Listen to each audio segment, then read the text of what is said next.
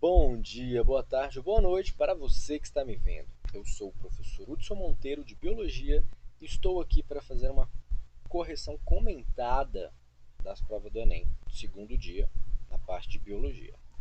Bom, pessoas, os gabaritos, né, imagino que todos já tiveram acesso, já tiveram ali, conferiram suas respostas. O objetivo desse vídeo não é responder a prova juntos, e sim comentar o porquê desse gabarito. Né? Então as questões já vão estar aqui com a resposta, eu só vou fazer comentários de porquê, né, que é essa e qual era o tipo de questão. Beleza? Então vamos lá. Eu estou usando como referência a prova amarela, tá? Então, segundo dia em 2023. Vamos lá. Aqui, primeira questãozinha de biologia que aparece para mim, a questão 99 da prova amarela, que ela está falando sobre RNA mensageiro, vacina de RNA. Inclusive o tipo de vacina que foi usado, né, aqui durante a nossa pandemia de coronavírus, é uma vacina que ela tem sequências do gene do vírus. O próprio enunciado já te trouxe essa informação, tá? Entretanto, por ser muito estável, o RNA mensageiro ele é recoberto por uma capa de lipídio que impede a degradação. Beleza. Dessa forma, o RNA mensageiro desempenhará sua função específica atuando no mesmo compartimento celular de sempre. Ok. Aí vem o enunciado. A imunização produzida por esse tipo de vacina é alcançado por meio de quê? Bom, esse tipo de vacina é uma vacina de RNA mensageiro. Como que você ia saber que a resposta era aquela? Bom, você saberia se você precisava lembrar, na verdade, do dogma central da biologia molecular, que consiste em quê? DNA produz DNA, né? Processo de replicação. Então, o DNA se replica e forma mais DNA. A partir do DNA, que é a informação base para todos os seres vivos, aí fica aquele negócio, o vírus não é considerado exatamente um ser vivo, né? Porque ele pode ter material de DNA ou RNA. Mas, enfim, com o DNA, eu faço uma cópia de um trecho específico desse DNA e essa cópia vem na forma do RNA mensageiro. Ele traz a mensagem que estava lá no meu DNA. Beleza, esse RNA mensageiro, então, ele vem por esse processo chamado de transcrição. Né? Então, essa informação ela é transcrita na forma de RNA mensageiro. E agora esse RNA mensageiro, então, ele vai ser traduzido na proteína. Era isso que você precisava lembrar para marcar a alternativa C, tradução desse RNA mensageiro na proteína viral. Porque a ideia é justamente que agora o seu corpo fez essa proteína viral, mas não o vírus inteiro. Então ele está te mostrando, ele está fabricando uma parte do vírus, mas sem causar a doença. E como é uma parte do vírus feita com o próprio material do vírus, com a própria informação do vírus, ela é muito mais fidedigna ao original, o que faz com que a sua resposta imune seja mais contundente, mais robusta. Por isso que essas vacinas normalmente têm uma eficácia mais elevada, como por exemplo foi o caso da vacina que a gente tomou aí, da Pfizer, que já usava esse tipo de tecnologia. Então, por isso que a alternativa correta era C. Não era uma questão difícil, mas precisava desse detalhe, você tinha que lembrar o que era essas etapas aí, transcrição, tradução. É uma questãozinha que eu enquadraria ali como genética molecular. Né? Normalmente a gente vê isso daí em genética molecular, introdução para a genética, base molecular da genética. Né? Então, quando você está estudando as macromoléculas e fala sobre DNA, RNA, então você vê esse tipo de conteúdo. Tá bom?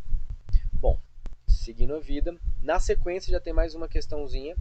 Essa daqui é de fertilização, né? Então entra no conteúdo de reprodução, que pode estar dentro de fisiologia do sistema genital, ou introdução, quando você vai falar da embriologia. Né? Então ele está falando do coquetel de inibidores que impediu. Impediu o quê? Então vamos ter que ver o texto. Então ele está falando que num processo de fertilização in vitro, observou-se que nenhum dos gametas femininos acabou sendo fertilizado. E posteriormente ele percebeu que acidentalmente foi adicionado um inibidor das enzimas do acrossomo. Então ele quer saber se coquetel inibidor impediu o que, afinal de contas? Aí você precisava lembrar da estrutura das células reprodutivas. Porque nos espermatozoides, que são os gametas masculinos, eu tenho na estrutura dele a pontinha do espermatozoide, ele tem esse conjunto, essa bolsinha de enzimas aí que é o acrossomo. Enzimas essas que a função é justamente conseguir penetrar, né, digerir ali as primeiras camadas que estão revestindo o meu ovócito, que o ovócito fica lá dentro e você tem camadas ali protegendo ele. Então o espermatozoide tem que ter capacidade de penetrar essas camadas antes de chegar finalmente no ovócito e achar o caminho dele. Então o que ele vai fazer é justamente a alternativa D, né? Esse acrosoma ele faz ali você corroer essa corona radiata e essa zona pelúcida. No caso, como eu inibi o acrossomo, eu impedi os espermatozoides conseguirem fazer isso, então eles nunca chegaram no ovócito, então nunca teve uma fecundação. Beleza? Por isso que a alternativa era D. Bom, continuando. Temos aqui questão 103. Questão 103 já é uma questão de fisiologia vegetal, mais simplinha. Se você lembrasse desse conteúdo de fisiologia vegetal, tinha como você matar essa questão. Para quem foi meu aluno, né, eu já dei a dica, os hormônios que normalmente caem são a auxina, que é o super-hormônio da planta, etileno, geralmente também na sequência. Então são poucos hormônios vegetais que a gente trabalha também. Então normalmente cai auxina, um etileno, né? Então um ácido abscísico, né? Alguma coisa assim. Bom, então a questão traz o seguinte, né? A aceleração desse processo. Que processo? O processo de amadurecimento. Basicamente o menino fez 2 experimentos, botou um fruto que estava para amadurecer num local aberto e outro que estava num recipiente fechado. Ele percebeu que o do recipiente fechado maturou primeiro. Por que, que esse processo ocorreu? Justamente pelo acúmulo do gás etileno. O etileno é um hormônio vegetal que ele é liberado na forma de gás. Então, por isso que se você não quiser que os seus alimentos amadureçam rápido, né, eu deixo separados os maduros dos verdes. Por exemplo, banana. Comprei banana, aí eu comprei uma banana madura que eu estou a fim de comer mais rápido e uma verde que eu quero que dure para a semana que vem. Se eu deixar as duas juntas, a verde rapidamente vai amadurecer também. Então eu teria que isolar, porque esse etileno dos frutos maduros, ele também é liberado no ar, o que induz o amadurecimento dos outros frutos. Já o contrário também, se eu tenho uma banana verde, mas tem uma banana madura, eu queria que amadurecesse logo, aí deixa a próxima, que aí sim, né, eles vão estimular um ao outro. Beleza? Então é uma questãozinha nível fácil, você só precisava ter já estudado isso, lembrado minimamente desses hormônios vegetais. Beleza? Para associar o etileno com o amadurecimento. Na sequência já tem outra questãozinha aqui. Essa daqui não é de botânica, apesar de falar de cloroplasto, né? É uma questão mais de citologia, diria eu. E uma noçãozinha ali de metabolismo energético também. Basicamente ele está te falando do cloroplasto. Então está falando que tem um organismo ali, né, uma lesma do mar, que ela come algas e consegue manter o cloroplasto dessa alga. O cloroplasto, aí a citologia, você precisava saber, é aquela organela responsável pela fotossíntese em eucariotos. Né? Então algas têm cloroplastos, as plantas têm cloroplastos. É isso que faz a fotossíntese dentro da célula fotossintética. Daí, essa lesma ela consegue manter o cloroplasto que não é dela, é da alga, mas ela consegue manter. Inclusive, o texto falou ali que funciona até melhor nela. Essa adaptação confere a esse organismo, no caso a lesma, a capacidade de obter primariamente, eu só precisava lembrar basicamente o que o cloroplasto faz, que é fotossíntese.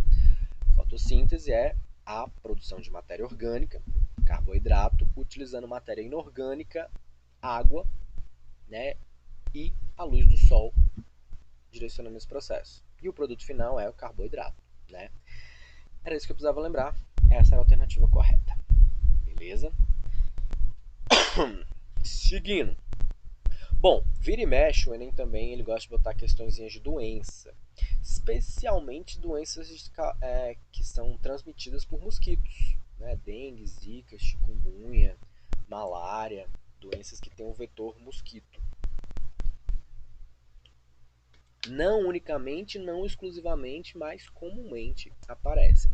Aí aqui ele trouxe uma doença chamada de leishmaniose, né, causadora por um protozoário leishmania, que ele afeta animais domésticos. Aí ele quer saber o seguinte, em qual material biológico dos cães a presença desse protozoário tem um risco de transmissão. Então ele quer saber em qual compartimento deste animal, né, qual compartimento biológico deste animal eu tenho basicamente o risco dessa doença ser transmitida. No caso, eu já tinha dado a dica no começo, né? A leishmania ela é transmitida, né? O vetor transmissor é um mosquito palha, um mosquito fininho. E a transmissão dessa doença vai acontecer entre o animal, né, o animal doméstico e o humano por meio desse mosquito. Então ele é o vetor, ele é o transmissor. Ele pega o sangue contaminado, por isso que é a alternativa D, sangue, e ao picar outro animal, outra pessoa, ele acaba fazendo essa transmissão. Então o risco da transmissão está no sangue contaminado deste animal, beleza? Então, vira e mexe com a questãozinha de doença, tá? É bom sempre dar uma olhada. E normalmente até essas doenças menos faladas. Tranquilo, eu já vi uma vez uma questão muito específica sobre malária, ciclo da malária, mas é um negócio muito específico. Né? Às vezes o Enem bota umas questões dificinhas mesmo, mas geralmente são poucas, muito difíceis. Geralmente as questões são mais no nível fácil e médio, tá? Essa aqui, por exemplo, não era uma questão difícil, você só precisava lembrar desse detalhe do ciclo dessa doença, né? Que é transmitida por mosquito. Se é transmitida pelo mosquito, né? Normalmente é o sangue que o mosquito pegou infectado que transmitiu para outro. Bom, seguindo a nossa vida, mais uma questãozinha aqui. Agora essa é uma questão de fisiologia, especificamente de sistema genital, ciclo menstrual. Então cobrava que você soubesse ali como que funciona o ciclo menstrual para entender o que está acontecendo. Ele quer saber a redução da produção desses hormônios na fase relacionada. Então o que ele trouxe lá no texto, que é uma TPM, né? Então pré-menstrual. Então antes da menstruação, o ciclo menstrual a gente começa o primeiro dia no início da menstruação e o final é até a próxima menstruação. Então pré-menstrual, então está no finalzinho ali desse ciclo. Né? Talvez você tenha estudado isso com gráficos também, então você ia lembrar que no final do ciclo você tem a queda de todos os hormônios que estavam atuando ali, TSH, FSH, progesterona, estrógeno cai, por isso que gera essa bagunça hormonal e esses sintomas associados aí antes da menstruação. E ele está falando justamente a diminuição dos hormônios ovarianos, que são o estrógeno e a progesterona.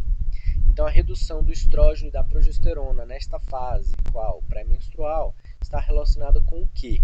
Aí você precisava ter uma boa noção de ciclo menstrual, né? Que você tem dois hormônios aqui na hipófise que são liberados, o FSH e o LH. O FSH desce, vai lá para o ovário e começa a estimular, ele é um folículo estimulante. Então, lá no ovário ele faz com que o folículo primário comece a crescer, se desenvolver, e isso vai ser liberado na forma de ovócito.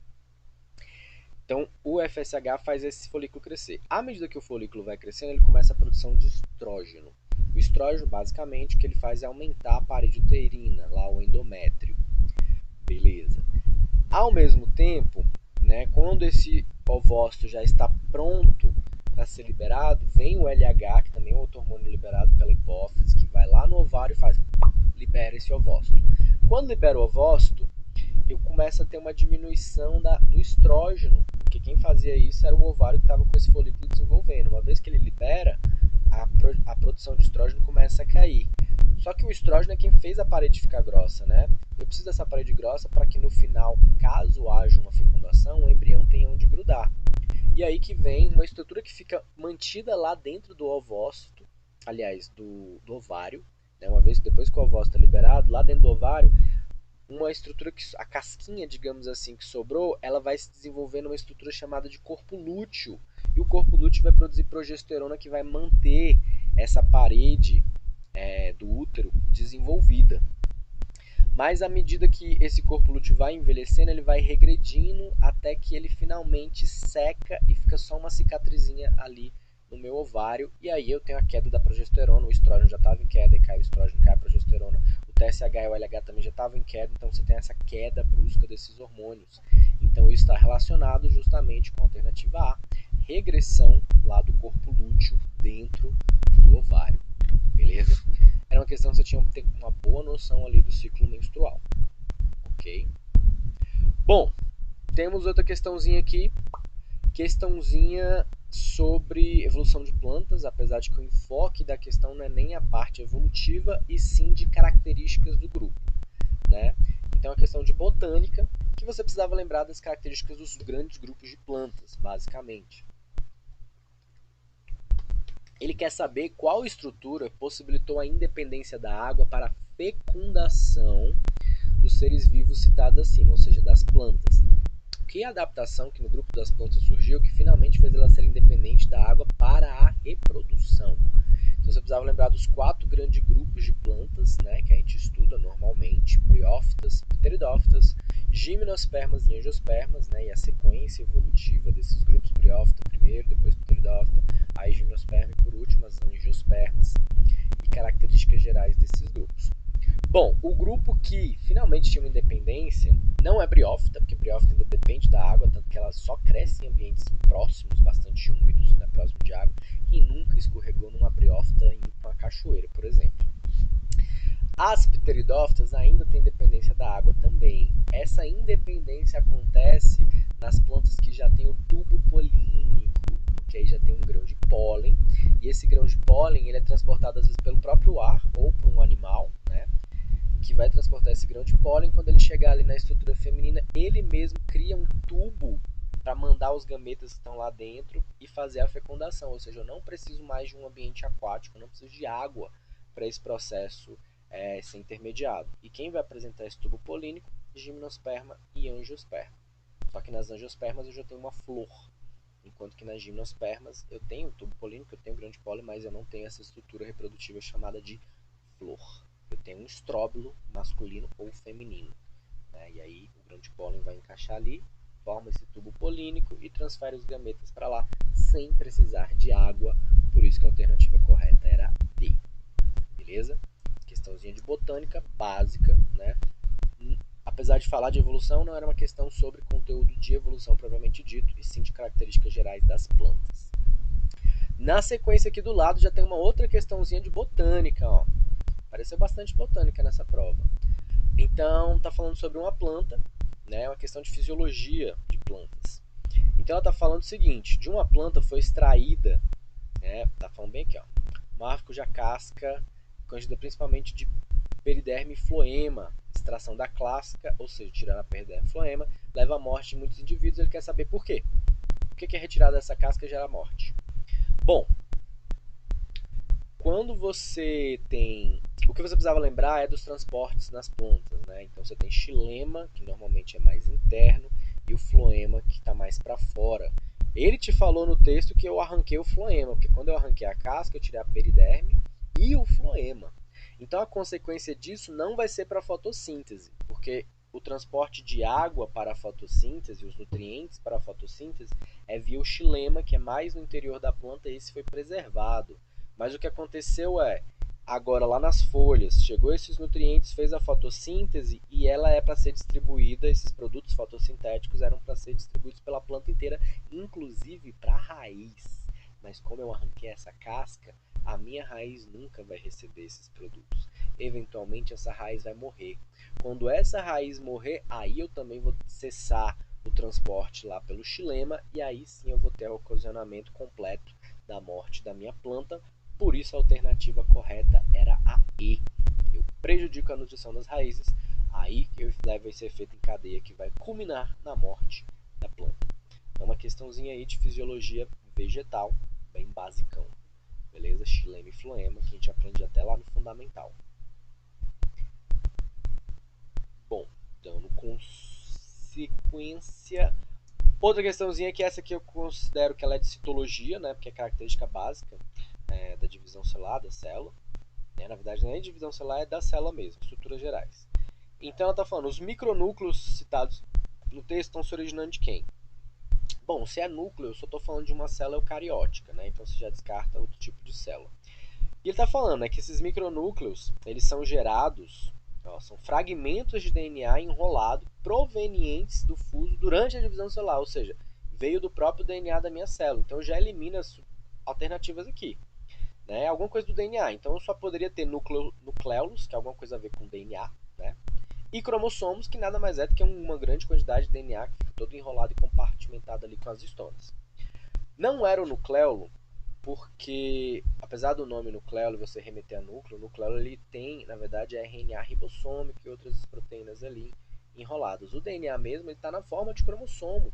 Lá na nossa célula, dentro do nosso núcleo, na cromatina, que é a região do núcleo que tem o DNA disperso, a gente tem eles na forma cromossômica, que é um conjunto de um monte de DNA enroladinho ali para caber. Né? Porque o DNA é uma molécula muito grande, então ele fica totalmente compactado ali em proteínas, são as histonas, que ele se enrola ali, se enrola mais ainda, compartimentado, compactado nessa forma altamente condensada chamada de cromossomo. Então, a grosso modo, o cromossomo é um pedação de DNA. Então, se eu estou falando de micronúcleos que são fragmentinhos de DNA que ficaram enrolados ali, eles estão vindo justamente do DNA que estava lá, que é justamente o meu cromossomo. Beleza? Questãozinha assim de citologia básica. Você precisava lembrar das partes da célula para poder responder. Essa questão 116 eu deixei destacada, mas ela não é bem de biologia. Na verdade é uma questão de química. Né? Ela só perfaz de um referencial biológico para falar da questão. Então, o que você precisava saber é o caráter da molécula, né? E aí você, entendendo o caráter da molécula, você poderia perceber que ela é lipossolúvel, sendo lipossolúvel, por isso que ela estaria tendo uma maior concentração no leite, graças ao teor de gordura, e a gordura ajuda a carregar este componente. Beleza? Não vou entrar em detalhes porque não é uma questão minha, mas só comentando aqui para quem talvez achou que ela fosse de biologia. Bom, aí vem essa questãozinha de síndrome de Down. É uma questãozinha que eu enquadraria ela ali na citogenética, né? Na genética mais parte molecular. Normalmente trabalha esse conteúdo em genética, mais na genética molecular, mutações, alterações cromossômicas, etc. Né? Então está te trazendo sobre síndrome de Down. Síndrome de Down ela é caracterizada pela trissomia do 21. O que é isso, professor? Humanos têm 46 cromossomos, mas desses cromossomos metade veio de origem materna, metade veio de origem paterna. Nós somos seres diploides, cada cromossomo está duplicado. Então você tem 23 tipos de cromossomo, mas eles estão aos pares. 23 mais 23, 46. Então normalmente você tem 2 cromossomos de cada. Bom, aí ele trouxe uma situação de síndrome de Down, que pessoas com síndrome de Down não tem 46, tem 47. Um a mais, justamente o cromossomo 21, que em vez de estar duplicado, está triplicado. E aí ele está trazendo para você um casal que tanto o homem quanto a mulher tinham a síndrome de Down. Quais seriam, caso eles viessem a se reproduzir, as possibilidades de zigoto formados? Não está perguntando se é viável ou não. Está perguntando as possibilidades formados. Né? Depois da fecundação, o zigoto é a próxima fase. Né? A primeira fase do desenvolvimento embrionário, depois da fecundação, é o zigoto. Então ele quer saber quais seriam os zigotos que seriam formados. Pode ser que não vingasse, mas quais seriam formados. Então você precisava lembrar de meiose, né? Então, por isso que eu falei, é uma questão que envolve genética, mas envolve citologia, divisão celular, a citogenética, né? Então, uma pessoa normalmente, né, na hora de fazer os gametas, vai metade para um lado, metade para o outro. Então, você tem a separação dos gametas. Por isso que eu preciso também juntar de novo o gameta masculino com o feminino para trazer de volta os cromossomos, porque cada um está com metade só do total. Então é isso que acontece normalmente. Numa pessoa com síndrome de Down, o que acontece é, na hora de fazer a meiose, vou formar gametas que vão estar ali com a quantidade normal de cromossomo, mas vai ter aqueles que vão estar já com o cromossomo duplicado. Nesse caso, tanto o homem como a mulher vão acontecer isso. Né? Os dois são de síndrome de Down. Então eu vou ter isso acontecendo nos dois. Então pode ser que, pela fecundação, eu tenha zigotos normais, que vai juntar esse gameta com a quantidade normal, com esse de quantidade normal. Aí ficou ali, duplicado bonitinho, quantidade normal. Eu posso ter esse daqui que já estava duplicado juntando com esse normal. E aí vai ficar a trissomia, né? Trissômico. Ou eu ainda posso ter esse quadro desse duplicado com esse duplicado, vão formar uma tetra. Normalmente isso não vai ser viável, tá? Esse zigoto não vai continuar o desenvolvimento, mas é uma possibilidade de formação do zigoto. Ele não está perguntando se a gravidez vai ser viável, ele quer saber os possíveis zigotos. Então você tem zigoto normal, zigoto com trissomia e zigoto com tetrassomia. Beleza? Então a alternativa é as 3 possibilidades ali listadas. Beleza? É uma questãozinha que você precisava lembrar de meiose para poder responder. Aí vem essa questão aqui, que é uma questão que, ao meu ver, o grau de dificuldade dela já é elevado, né? Não é uma questão fácil, definitivamente. Então ela seria de médio para difícil. Não sei como o Enem no final vai decidir o grau de dificuldade dela, mas ela é médio para difícil, tá? Então ele traz ali sobre o cianeto e como que ele é tóxico e explica, né, que o cianeto ele tem uma afinidade muito grande pelo Fe3+. Quando essas células são expostas ao cianeto, ele se liga ao Fe3+, lá no citocromo da C-oxidase, e impede a conversão dele para Fe2+. Meu Deus, não entendi nada. calma, que o que interessa na verdade, é esse último trecho aqui do texto, ó. Bloqueando a cadeia respiratória. Então, o que você precisava saber aqui é metabolismo, né? Então, a questão que entra ali em metabolismo energético da célula. Você precisava saber como que acontece respiração celular, como que acontece geração de ATP na sua célula.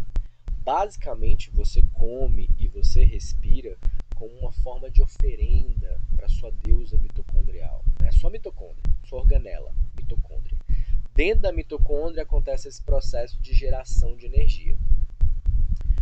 Beleza. E aí, o que eu precisava lembrar é das fases desse processo. Não precisava lembrar de cada etapa, mas do modo geral, a fórmula geral, o que acontece. Então, na respiração celular, chega o carboidrato lá dentro da tua célula, né? Essa glicose C6H12O6, né? Uma molécula pequena, mas ainda grande, né? 6 carbonos ali.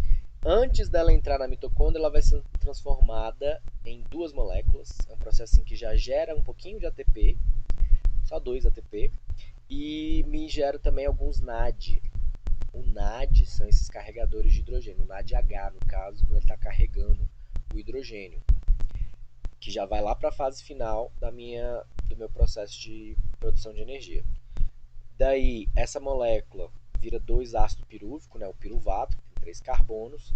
Isso entra lá na minha mitocôndria, passa pelo ciclo de Krebs, que vai arrancando elétrons ali, arrancando hidrogênios, e vai se formando muitos NADH, que vão, e FAD também, que vão pegar isso e levar lá para a fase final. Né? E é aí que você libera o gás carbônico, ele é produzido nessa fase, que eu vou arrancando elétrons ali da minha molécula.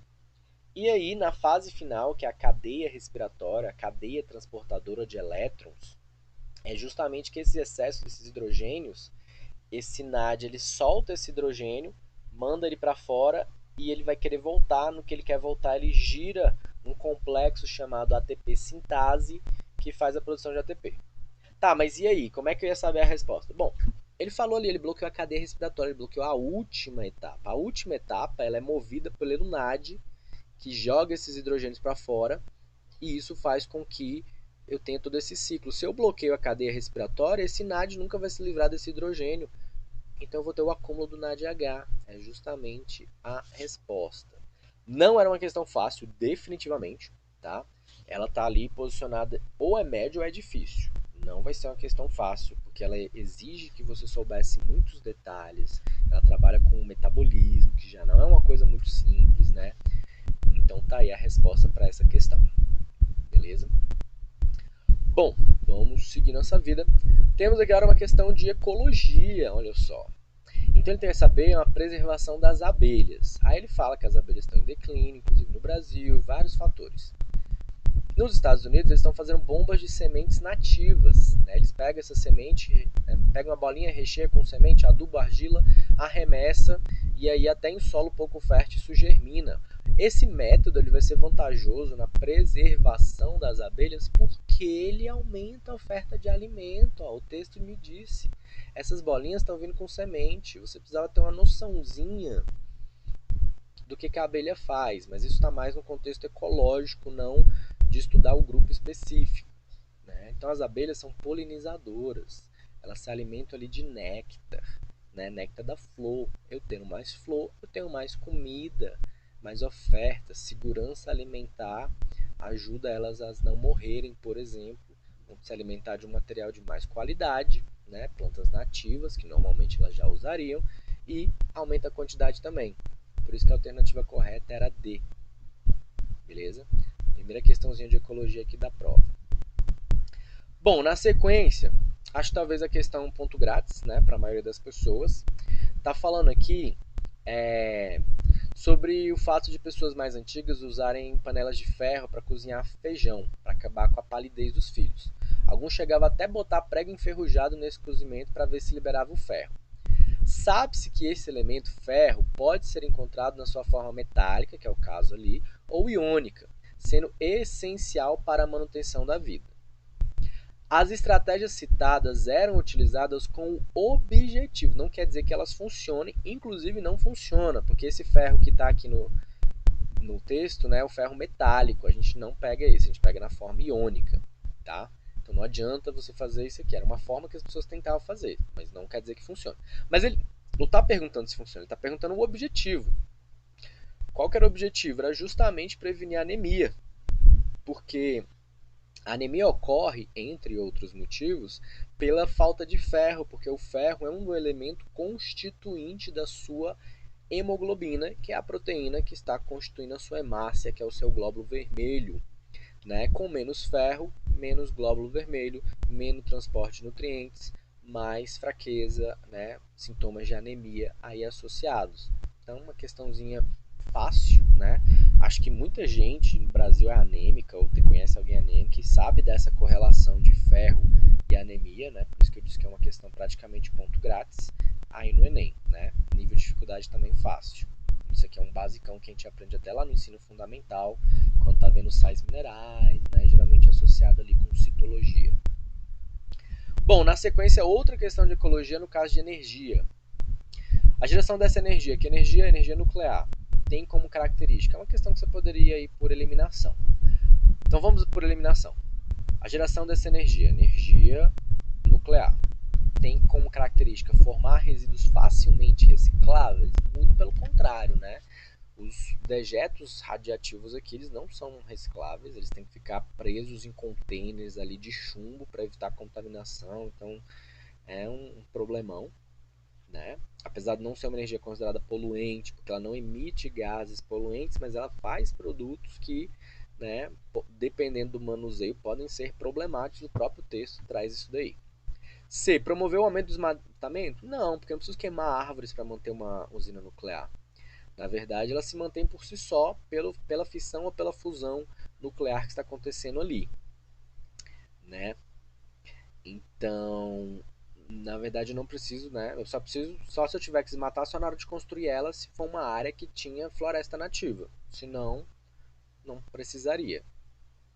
C. Contribuir para a produção de chuva ácida. De novo, ela produz compostos radioativos, mas que são armazenados e não vão entrar em contato com a natureza, não vai liberar resíduos para a atmosfera, então ela não contribui com chuva ácida. O vapor que é liberado nas chaminés é só vapor de água mesmo. Emitir gases tóxicos, de novo, não, ela não emite gases tóxicos por eliminação. Chegou a última alternativa, produzir calor sem o consumo dos combustíveis fósseis, que é a principal vantagem, já que ela não está queimando nada, né? E ela consegue gerar muita energia, né? Muito mais do que com a queima dos combustíveis fósseis, sem ter que liberar nenhum componente poluente, além, né, dos rejeitos ali que sobram, desses resíduos tóxicos que precisam ser armazenados de forma segura para não ter nenhum impacto. Geralmente o processo de geração de energia envolve geração de calor ou movimento que está sendo aproveitado para gerar uma bobina que vai pegar essa energia do movimento e converter em energia elétrica, né? Então, no caso, uma hidrelétrica, ela pega ali o movimento da água, faz girar uma bobina e transforma isso em energia elétrica. No caso de uma termoelétrica, que é pela queima, a queima desse negócio faz girar uma bobina ali, faz girar um negócio, esse calor faz girar um negócio que transforma a energia do movimento desse negócio em energia elétrica. A usina nuclear, a mesma coisa. O calor gerado pela fisão ou pela fusão, né? Você tem água que passa ali ao redor, essa água então aproveita esse calor dessa água para fazer girar uma... Então, basicamente, a alternativa E, produzir calor, que vai ser usado, né, no processo para gerar energia, sem ter que usar combustíveis fósseis. Mais uma questãozinha de ecologia na interface de energias. Bom, aí vem a alternativa que eu precisava ter uma noção sobre o grupo de aves, né? Então, a questão de zoologia, fisiologia é isologia. Zoologia animal, né? Zoologia animal não, fisiologia animal, né? Zoologia já é de animal. Bom, então as aves têm lá dois tipos de músculo, vermelho e branco, aves migratórias, tem músculo vermelho muito bem desenvolvido e uma rede de vasos sanguíneos. Nas grandes viagens, né, grandes distâncias, esses músculos são fundamentais, esses quais? Os vermelhos, pois favorecem o quê? Grandes viagens, às vezes essas aves ficam meses no ar, só mantendo. Essa musculatura, ela ajuda justamente na manutenção desse metabolismo, né? Então não é para executar manobra, ainda que a musculatura possa ser usada aí, né? Mas essas aves migratórias não estão fazendo manobra, estão mantendo, na verdade, às vezes ficam ali. Só de vez em quando tem que dar uma batida de asa para corrigir e elas ficam planando boa parte do tempo. Né? A aerodinâmica depende mais da forma geral do que da musculatura. Deslocamento a grandes velocidades, mas elas não estão a grandes velocidades, elas estão grandes distâncias, na verdade. Capacidade de voo em grandes altitudes, essas adaptações não. O que poderia ser, para se referir a essa alternativa E aí, é se estivesse falando sobre os sacos aéreos, os ossos pneumáticos, aí sim, são adaptações para o voo, né, e principalmente em altitude, os sacos aéreos, né, que ajuda a captar e utilizar muito melhor esse oxigênio que está entrando. No caso aqui, essa musculatura ela ajuda no metabolismo corpóreo, né, a manutenção ali desse metabolismo, para que ela consiga ficar esse tempo todo no ar. Seguindo nossa vida, acabou? Acho que ainda não. Mais duas questõezinhas de ecologia. Né? Então, o Enem ele não foi muito diferente do usual. Né? Ter bastante questão de ecologia, teve 4 já de ecologia. Né? Uma grande quantidade comparada com as outras. Né? Pela minha referenciação aqui, foram 4 de ecologias e 4 ligadas à citologia. Né? Então, ficou ainda bastante ecologia, né? Ficou citologia e ecologia e o resto meio que diluído. Mas manteve ainda essa questão de ecologia. Né? O Enem tem a tradição de trabalhar bastante ecologia, normalmente relacionada a impactos ambientais, etc. Inclusive essa questão aqui. Biorremediação, que é um processo biotecnológico, inclusive, é um tratamento que você usa um organismo para reduzir quantidade de substâncias tóxicas no ambiente ou degradá-las em substâncias que não são tóxicas ou com uma menor toxicidade. Uma planta aquática, que é o aguapé, tem sido usado para a biorremediação de ambientes contaminados por metal pesado. Sabe-se que esses poluentes serão captados para dentro do corpo do vegetal. Dentro do corpo do vegetal, esses contaminantes serão o quê? Bom, como são metais pesados, eles não são assimilados pelo corpo. Então, basicamente, eles só ficam acumulados mesmo. Né? Por isso que é a alternativa B. Ficam acumulados nos tecidos. Se, inclusive, eu tiver seres vivos se alimentando desse aguapé contaminado, os contaminantes vão se acumular agora no próximo organismo, em maior quantidade até, porque ele vai comer bastante aguapé e vai acumular nele.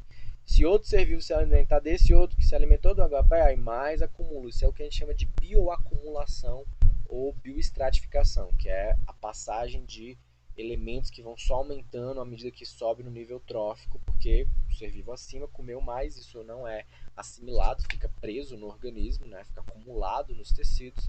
Então, quando outro ser vivo vai lá e come, ele acumula nele e por aí vai. Né? Mercúrio, por exemplo, é comum, né?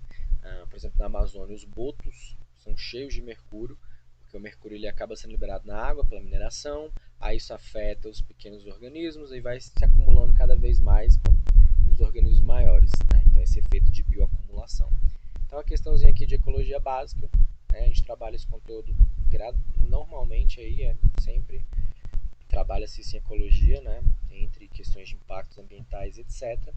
E mais uma questãozinha aqui também de ecologia. Então, a quarta questão de ecologia. Quem é meu aluno já sabe, né? Eu sempre dou essa dica. Em ecologia, dá uma olhadinha lá nos ciclos biogeoquímicos, especificamente no do carbono e do nitrogênio. No carbono, porque ele aproveita para trabalhar várias questões de impacto ambiental, aquecimento global, efeito estufa, camada de ozônio, né? Nessa interface aí de ciclo do carbono-oxigênio. E também o ciclo do nitrogênio, porque ele envolve muitas etapas, né? Dá para trabalhar conteúdo de bactérias e outras coisas, porque ele é um ciclo bacteriocêntrico. É o caso dessa questão, inclusive, que está falando aqui do ciclo do nitrogênio, né? E que cada etapa é um grupo de micro-organismos. Então, aqui, o gás nitrogênio é transformado em amônia por esse grupo de organismos 1 aqui. Esses detritos são transformados em amônia por esse grupo de seres vivos 2 aqui. A amônia é transformada em nitrita por esse grupo. O nitrito em nitrato por esse grupo. O nitrato vai ser liberado de volta na forma de gás por esse grupo. Então, no ciclo do nitrogênio você tem bactérias, grupos de bactérias, gêneros de bactérias associados a cada uma dessas etapas. Ele queria saber o seguinte, ó, se o grupo dos micro-organismos decompositores fosse exterminado, qual das etapas não ocorreria? que os decompositores fazem? Eles fazem a decomposição da matéria. Professor, claro.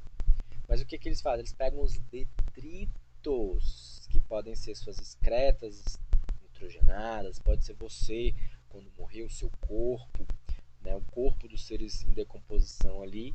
Então os decompositores pegam esses detritos, esses restos celulares, esses restos orgânicos e degradam e liberam na forma de amônia. Se eu elimino os meus micro-organismos, eu vou eliminar aqui, ó, a etapa 2, pegar esses detritos e transformar em amônia, que é justamente a resposta aqui para a nossa questãozinha. Beleza?